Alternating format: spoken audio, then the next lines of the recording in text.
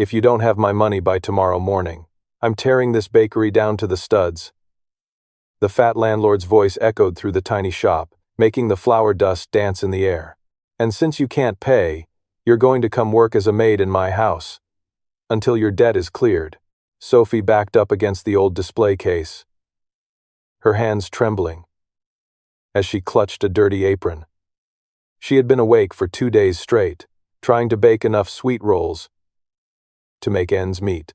Her mother's medical bills had drained every single penny they had left. This bakery was her father's legacy, the only thing she had left of him.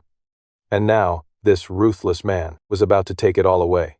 Suddenly, a hand wrapped in a grease-stained mechanic's glove reached out and grabbed the landlord's thick wrist. "I'll be paying her debt." The voice was calm, almost a whisper, but it carried a weight that froze the room. It belonged to Arthur, the repairman who had been quietly fixing the oven in the back. For the past 3 hours, God always tests us before he grants us his blessings. If you believe that God always protects honest fathers, leave the declaration, "I believe in a father's love and justice," down in the comments. The landlord yanked his arm back, his face turning an ugly shade of purple. He rubbed his wrist, staring at the tall, quiet man, standing between him and the terrified girl. He looked Arthur up and down, taking in the faded coveralls, the oil smudges on his cheeks, and the worn-out steel-toe boots. "You?" The landlord let out a sharp, mocking laugh that made his stomach jiggle. "You're just a filthy handyman. You probably don't even make enough in a month to cover the interest on what this little beggar owes me. Do you even know how much she owes? Grease monkey?" Arthur didn't flinch.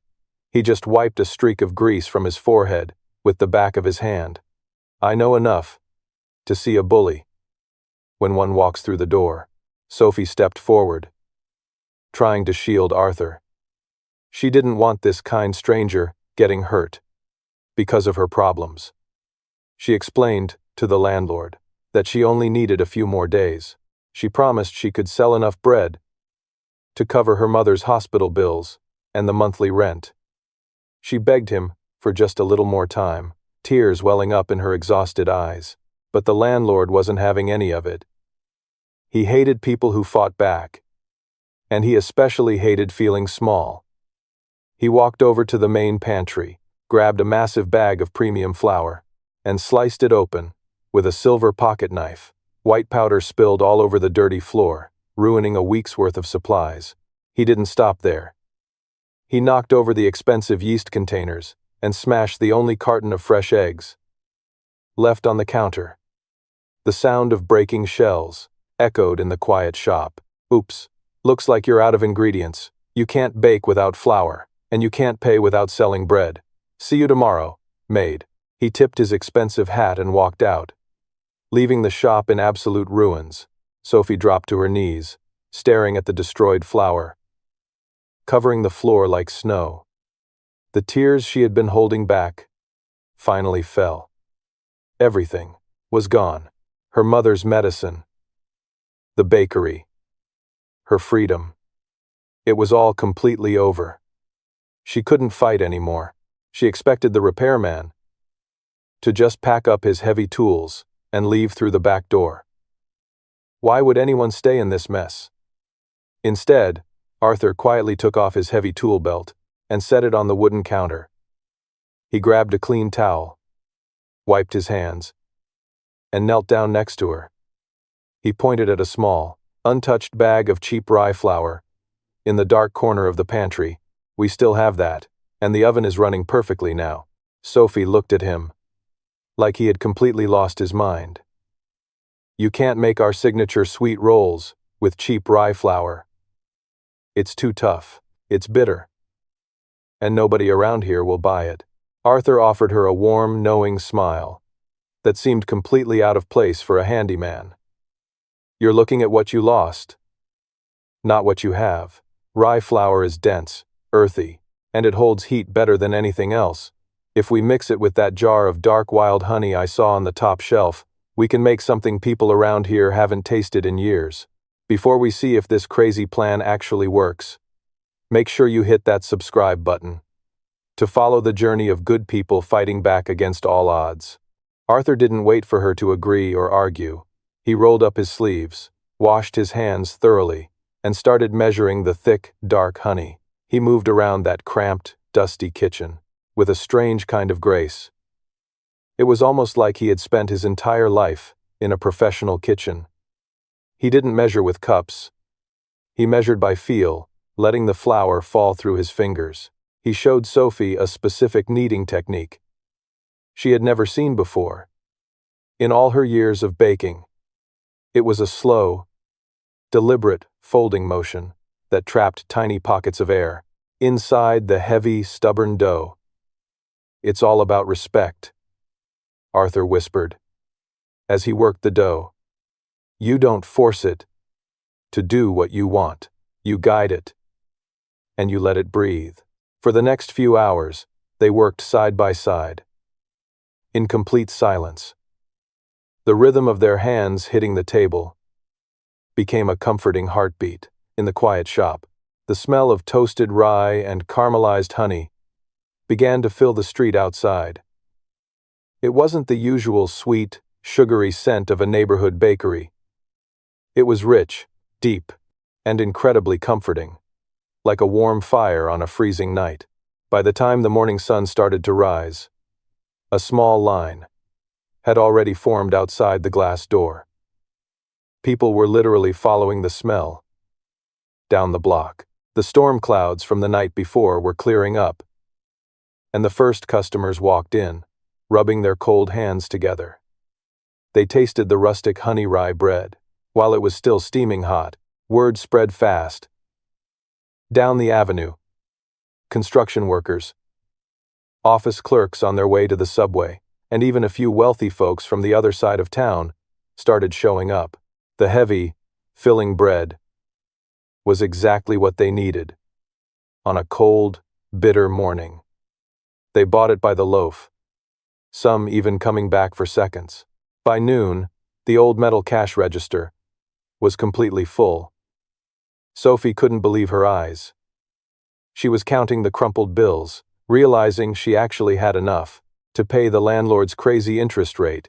She looked over at Arthur, who was quietly wiping down the flour-covered counter. He didn't look like a repairman anymore. He looked like a man who knew exactly how the world worked.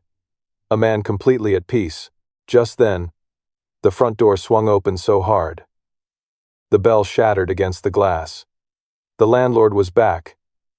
And this time, he wasn't alone. 4 large men in cheap suits walked in behind him, violently pushing the remaining customers out of the way. The bell above the door didn't just ring. It screamed as the heavy brass hit the glass.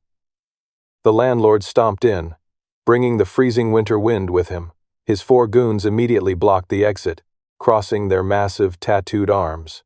The few customers left in the shop dropped their half-eaten bread and rushed out the back door in absolute panic. Well, the landlord sneered, looking greedily at the full cash register. "Looks like the little maid actually managed to scrape together a few pennies after all." Sophie stood tall, her hands shaking, as she pushed the thick stack of bills across the wooden counter. "That is the interest for this month, plus the ridiculous penalty fee you added yesterday. Now, take your money and leave my bakery immediately." The landlord didn't even bother looking at the cash.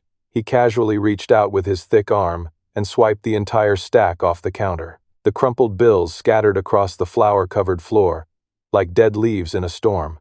"Did you honestly think a few loaves of cheap bread would save you?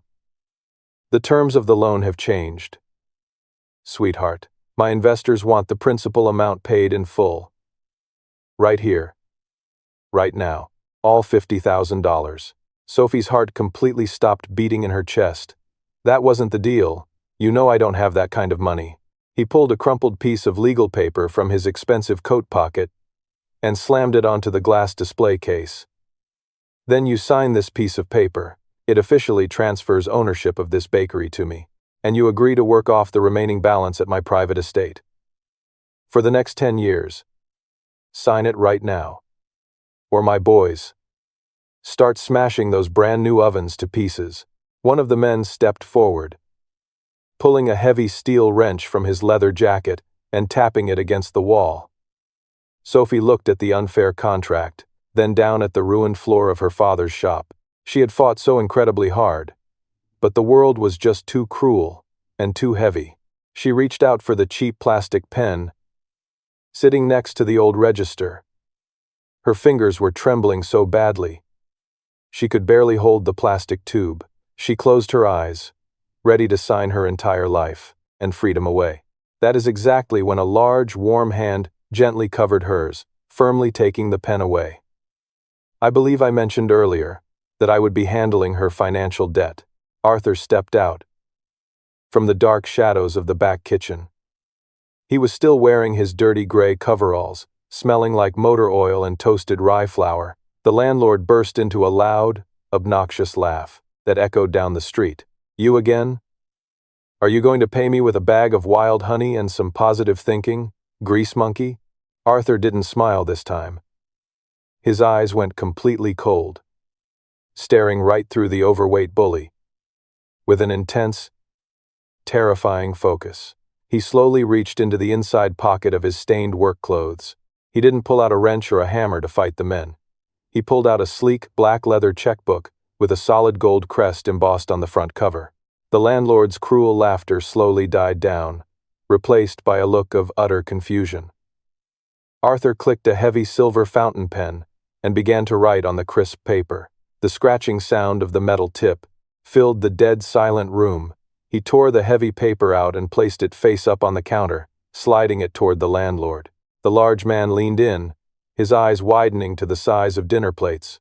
It was a certified check for $1 million, made out to cash. This is a sick joke, the landlord stammered, his face turning completely pale. You probably stole this from one of your rich clients, you filthy mechanic. Arthur calmly pulled a sleek, high-end satellite phone from his back pocket.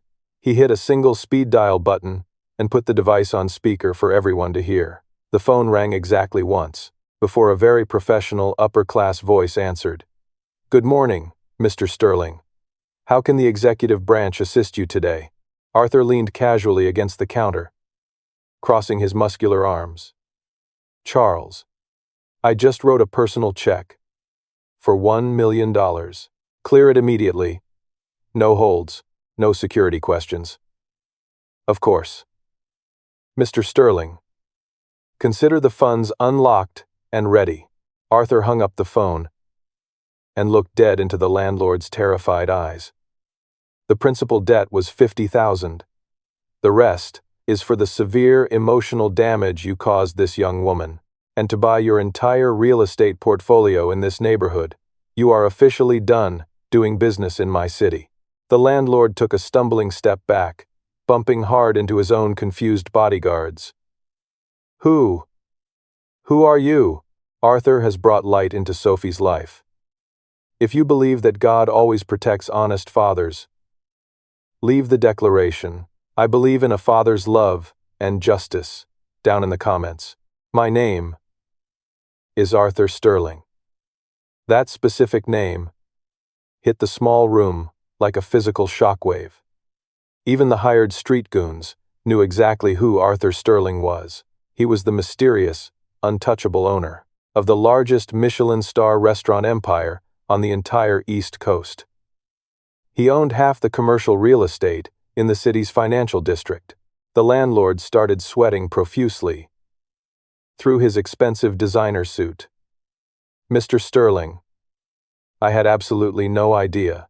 This is all just a terrible misunderstanding. Arthur ignored his pathetic whining and pointed directly to the street outside the window. Before I came in here to fix that broken oven yesterday, I made a quick phone call to the Federal Economic Crimes Division. They have been looking for your illegal loan ledgers for over 6 months. Right on cue. 3 unmarked black SUVs aggressively pulled up onto the sidewalk, completely blocking the landlord's luxury car. Heavily armed men in tactical windbreakers poured out, storming the tiny bakery with their badges raised.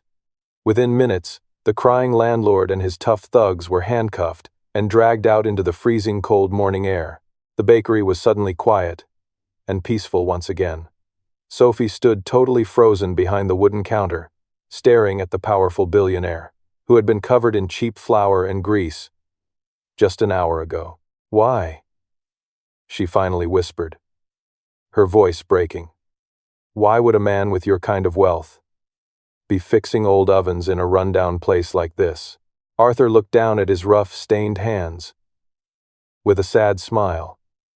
"When my beautiful wife passed away 2 years ago, I completely lost my compass in life. I built a massive global empire, but I forgot what it actually felt like to make something real with my own 2 hands. I started taking random, anonymous repair jobs, just to feel grounded and connected to normal people again." He looked up, meeting Sophie's tear-filled eyes. "Then I walked in here, and I saw a young woman fighting a hurricane, with nothing but a bag of cheap flour, and a heart full of love for her sick mother. You reminded me of what real, raw passion actually looks like. You reminded this old mechanic how to live again." Exactly 1 year later, the tiny bakery on the corner was completely unrecognizable. It had been expanded and beautifully renovated, maintaining its rustic neighborhood charm, but glowing with incredible new life and success. But today, the famous doors were not open for regular business. The warm, comforting smell of toasted rye and dark honey mixed perfectly with the sweet scent of hundreds of fresh white roses. Sophie walked down the beautiful makeshift aisle, wearing a simple but absolutely stunning white wedding dress. Her mother, now fully recovered and glowing with incredible health, sat in the front row, wiping away happy tears. Arthur stood tall at the altar, finally trading his dirty gray coveralls for a sharp, perfectly tailored black tuxedo. He looked lovingly at the brave woman, who had brought the warmth back into his cold, empty world. They didn't just build a massively successful new bakery brand that beautiful day. They built a real family. And it all started with a broken metal oven and a man who absolutely refused to give up on the good in the world. Make sure you subscribe to our channel to witness more everyday miracles and incredible comebacks. If you believe that God always protects honest fathers, leave the declaration, "I believe in a father's love and justice," down in the comments.